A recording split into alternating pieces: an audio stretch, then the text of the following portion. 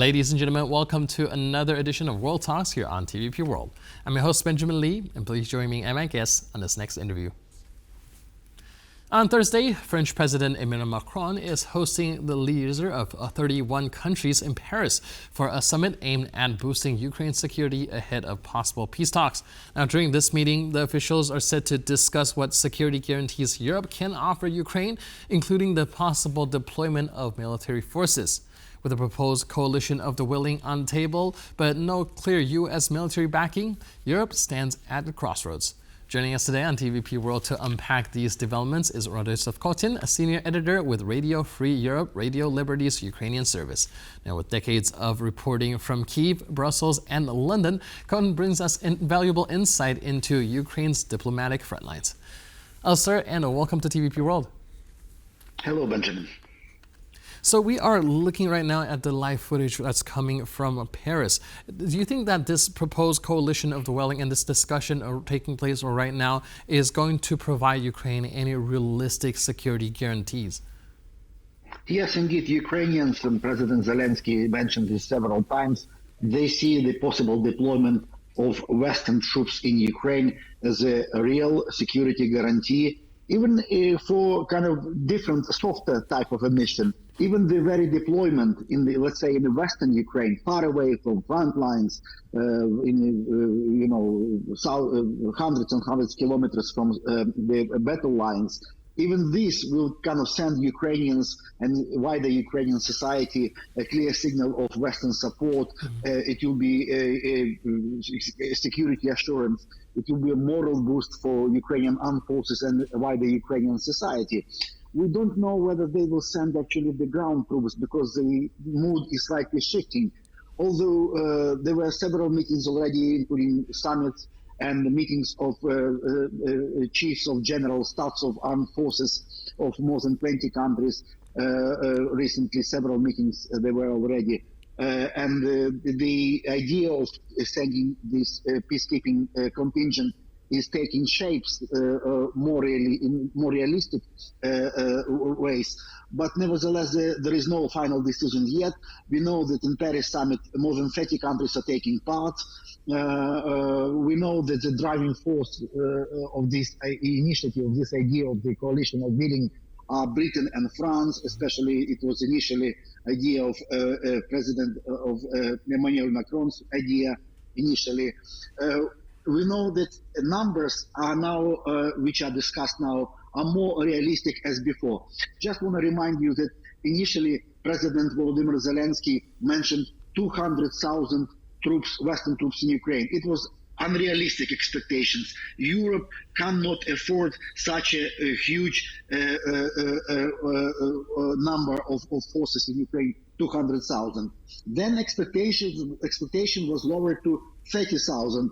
It still was not realistic enough. But now London and Paris are discussing the idea of deploying 10,000 troops. That's more realistic. That's more affordable for the Europeans. But not only Europeans. Just want to remind you that in recent summit in Britain, in London, about this idea of sending this peacekeeping force in Ukraine, also Australia took part, New Zealand, Japan, and South Korea. And not only Europeans, but also Canada. Canada was represented as NATO member. So it won't be, if it comes to the kind of realization of this idea, it won't be just a European, strictly European force. It will be also international, kind of global Western force.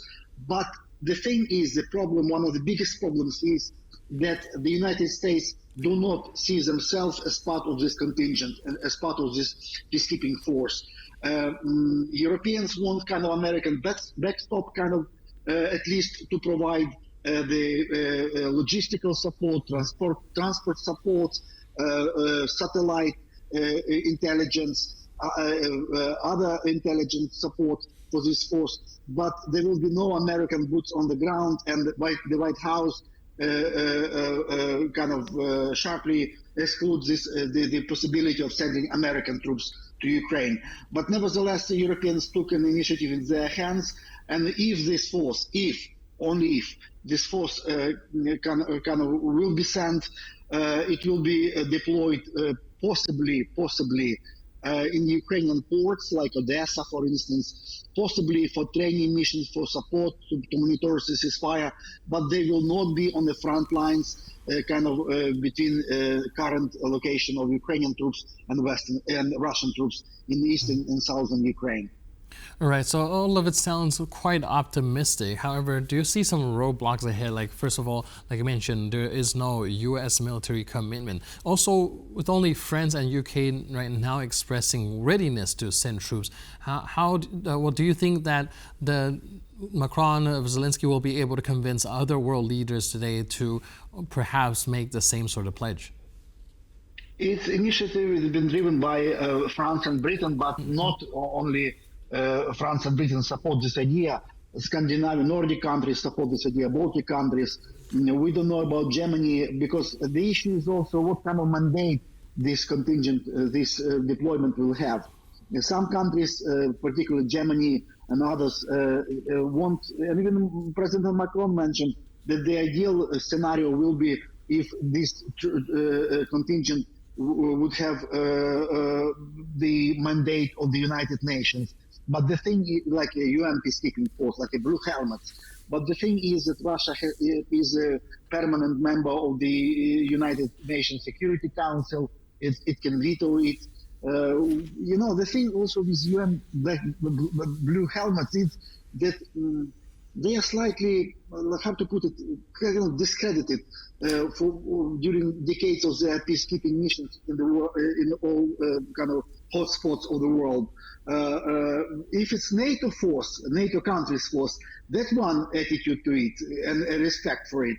If it's just UN blue helmets, the status of them is going slightly down, even in the eyes of Russia. Speaking of Russia, President Trump recently said that Putin does not object to the deployment of this contingent in Ukraine, but Russian Foreign Minister Sergei Lavrov constantly has been saying that Russia strongly objects the deployment of this peacekeeping force in Ukraine. So we'll see. We know that the very discussion, the very possibility of this possible deployment is already provides Ukrainians with a boost Ukrainians' morale, boost Ukrainians' negotiation positions with Russia, and it's already a good idea. Maybe if it will not come to the deployment of ground forces, maybe air force patrolling of Ukrainian skies, as British Prime Minister Keir Starmer offered, maybe patrolling of the Black Sea by naval vessels, naval ships of these countries, maybe taking control or helping with the controlling the western border of Ukraine, northern border of Ukraine. We'll see. Maybe if it comes to deployment inside Ukraine or the ground force, maybe training mission, support, logistical support, and other non-combat missions in Ukraine. And because this country have to think twice, what if Russia shells these troops? What if will these countries will be automatically in a state of war with Russia then? So there are a lot of difficulties, a lot of questions. So, but the very idea, the very discussion of the possible deployment of this contingent in Ukraine, coalition of willing, it's already helps Ukraine enormously. Right, and I would also like to touch on, like what you mentioned earlier, with the discussions that took place in Saudi Arabia and the situation in the Black Sea. Now, Russia is demanding a lot of key concessions, at least on the economic front. A lot of it being lifting some of the sanctions and, with agricultural goods, fertilizer exports, even some banking systems. What do you think of this situation, and what do you think of their demands? Yeah, they have agreed on possible free shipping on the Black Sea with no combat actions, stop of all combat actions in the Black Sea. Russia wants concessions from Americans. Russia wants to boost its agricultural export, mainly grain and ammonia export through the Black Sea. Russia is a big producer of grain, by the way, as well as Ukraine. Russia wants its leading agricultural bank, Rostyslav Bank, to be reconnected with SWIFT international payment system again, and other concessions, the reduction of removal or even removal of some sanctions against Russian entities, agricultural entities. So there are desire on the part of Russia to use this moment. But the thing is that Ukrainians already kind of pushed Russian Black Sea fleet away from Crimea to the eastern shore of Black Sea to Novorossiysk. So Ukrainians already cleaned their export way for Ukrainian grain and vessels are going very close to the western shore, to Bulgarian and Romanian and Turkish shores.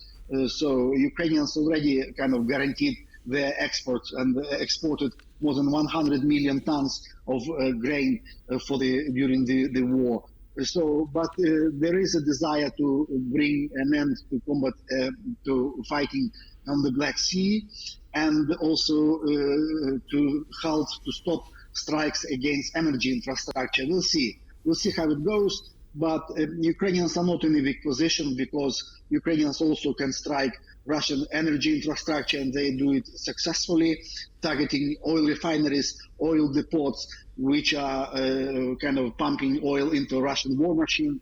But also in the Black Sea, Ukrainians, while not almost having its own fleet, with the help of sea drones and missiles, push back Russian Black Sea fleet towards eastern shore of Black Sea, and also destroyed almost 1/3 of Russian Black Sea fleet.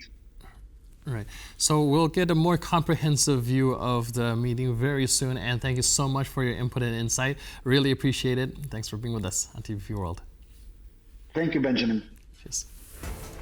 And thank you for tuning into this edition of World Talks. But for more news, update, and commentary, please stay tuned to TVP World.